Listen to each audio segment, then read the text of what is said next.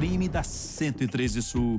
Superior Tribunal de Justiça retoma, mas adia o julgamento do recurso apresentado pela defesa de Adriana Vilela, condenada a 61 anos e 3 meses de prisão pelo assassinato de seus pais e da empregada da família.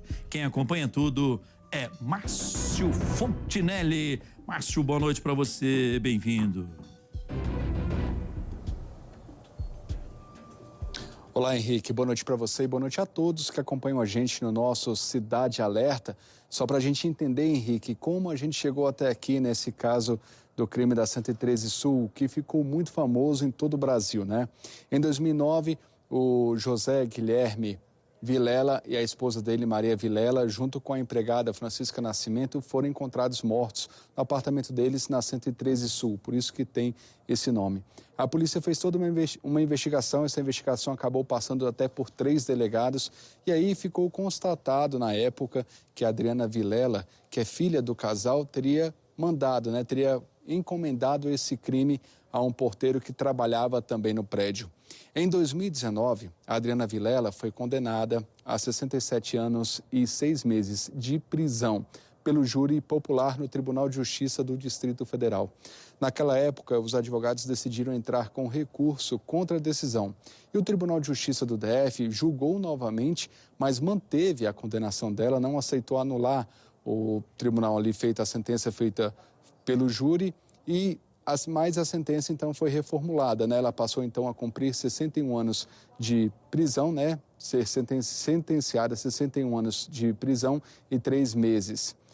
Então, os advogados ainda não se conformaram com essa situação e entraram com um novo recurso nesse caso. E aí que tudo isso veio parar aqui no Superior Tribunal de Justiça. O processo foi distribuído e caiu na 6ª turma que está analisando esse recurso dos advogados, né, dos advogados de defesa. Os advogados querem a anulação do julgamento, né, afirmando ali que a defesa foi cerceada, ou seja, houve ali alguns pontos onde a defesa não teve acesso a provas que não foram ouvidas também. Só que o Ministério Público Federal e do DF, que é quem acompanha esse caso como um todo, quer que ela seja presa imediatamente, já que ela não está presa, e passe a cumprir, então, a prisão que foi determinada a ela. Então, hoje teve um novo julgamento em relação a isso, só que o julgamento começou às 2h13 da tarde e menos de 10 minutos depois acabou. Isso porque o ministro Og Fernandes pediu vista, ou seja, analisar um pouquinho mais o processo, avaliar novamente. Depois do voto do ministro Sebastião Reis, que decidiu aí pela tese da defesa e decidiu pela anulação do julgamento. Só que o relator do caso, o Rogério Schietti, ele já tinha colocado no relatório dele que a Adriana Vilela deveria sim ser presa e cumprir então essa pena de 61 anos e 3 meses de prisão. Ou seja, está empatado aí 1-1 e tem mais 3 ministros para votar e decidir o futuro então de Adriana Vilela. E tem um prazo, o Márcio, para que esse julgamento seja retomado, vamos dizer assim? Dentro de 90 dias, Henrique, esse é o prazo, dentro de 90 dias, até 90 dias, né? Então pode ser um pouquinho antes ou depois, mas pela complexidade do caso, o que se espera é que realmente fique bem próximo ao final desse prazo de 90 dias, portanto aí bem no finalzinho do ano. Bem, hoje chamou a atenção também, dia da retomada desse julgamento, antes mesmo do adiamento, a carta aberta da Adriana Vilela, né? Eu diria não só ao povo do Distrito Federal, mas ao povo de todo o Brasil, que, como você bem falou, esse caso ganhou repercussão nacional. O que ela disse nessa carta?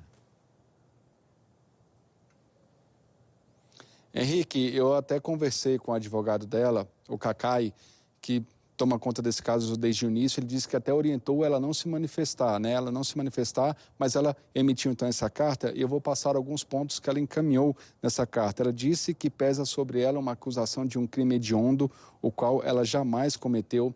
Ela afirmou também que tem uma fé teimosa, inabalável na justiça.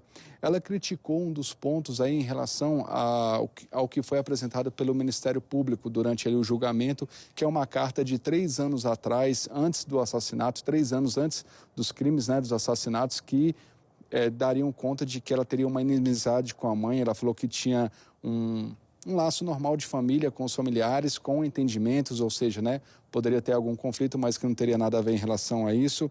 E ela também afirma que pistas cruciais que teriam levado à verdadeira resolução do caso foram convenientemente desprezadas, que é justamente essa questão, né, de falar que alguns pontos aí não foram apresentados, não foram levados em consideração durante o julgamento.